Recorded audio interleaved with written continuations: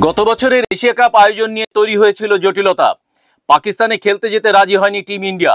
শেষমেশ সমাধান সূত্র মিলেছিল হাইব্রিড মডেলে। ভারতের ম্যাচগুলো এবং সম্পূর্ণ নকআউট পর্ব সরে গিয়েছিল শ্রীলঙ্কাতে। আগামী বছরের চ্যাম্পিয়ন্স ট্রফি নিয়েও দেখা দিয়েছে একই জটিলতা। পাকিস্তানে গিয়ে খেলার ব্যাপারে অসম্মতি জানিয়েছে ভারতীয় বোর্ড। হাইব্রিড মডেল চেয়ে সওয়াল করেছে তারা। গতবার মেনে নিয়েছিল পিসিবি, কিন্তু এবার কড়া অবস্থান নিয়েছে তারা।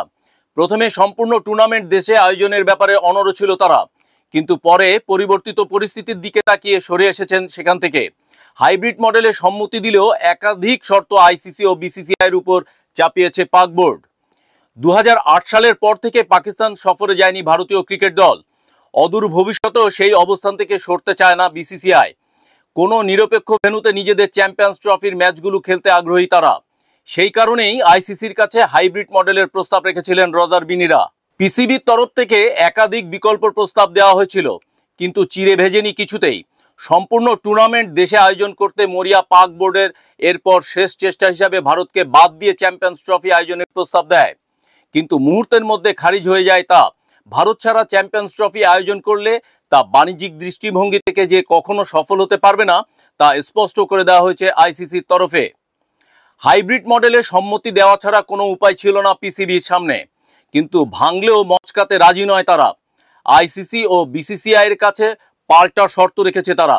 প্রথমে সংবাদ মাধ্যম সূত্রে খবর মিলেছিল যে লভ্যাংশের পরিমাণ বৃদ্ধির জন্য আবেদন করেছে তারা। বর্তমানে 5.75% পায় পাকিস্তান ক্রিকেট বোর্ড, তা বাড়িয়ে 7% বেশি করার আবেদন করা হয়েছে। টাকার অঙ্কে যা 40 মিলিয়ন মার্কিন ডলারের কাছাকাছি। সাথে আগামী 2031 অবধি ভারতে আয়োজিত হতে চলা বহুদলীয় টুর্নামেন্টগুলোর ক্ষেত্রেও যাতে হাইব্রিড মডেল অনুসরণ করা হয় তার নিশ্চয়তা চেয়েছিল তারা। অর্থাৎ নিজেদের ম্যাচগুলি নিরপেক্ষ ভেন্যুতে খেলতে চেয়ে সওয়াল করে পড়শি দেশ। পরে পিসিবি সূত্র মারফত সংবাদ মাধ্যমে দাবি করা হয় যে বাড়তি টাকা নয়, কেবল 2027 অবধি ভারতে না আসার শর্তই রেখেছেন তারা। আর্থিক দাবি দাওয়া মেটাতে আইসিসি বা বিসিসিআই আপত্তি নেই কারো, কিন্তু আসন্ন টুর্নামেন্টগুলিতে পাকিস্তানের ম্যাচগুলি দেশের বাইরে আয়োজন করার বিষয়টি মেনে নিতে রাজি ছিল না ভারতীয় বোর্ড। পাকিস্তান আইসিসির কাছে লিখিত সবুজ সংকেত চেয়েছে ভারতে এসে ম্যাচ না খেলার ব্যাপারে। দড়ি টানাটানি চলতে থাকায় এখনো পর্যন্ত সরকারিভাবে চ্যাম্পিয়ন্স ট্রফির সূচি, গ্রুপ বিন্যাস ও অন্যান্য আনুষঙ্গিক তথ্যাবলী প্রকাশ করে উঠতে পারছে না সর্বোচ্চ ক্রিকেট নিয়ামক সংস্থা। আজও এক প্রস্ত আলোচনার কথা রয়েছে আইসিসির অন্দরে। জট কাটলে বুধবার আসতে পারে ঘোষণা।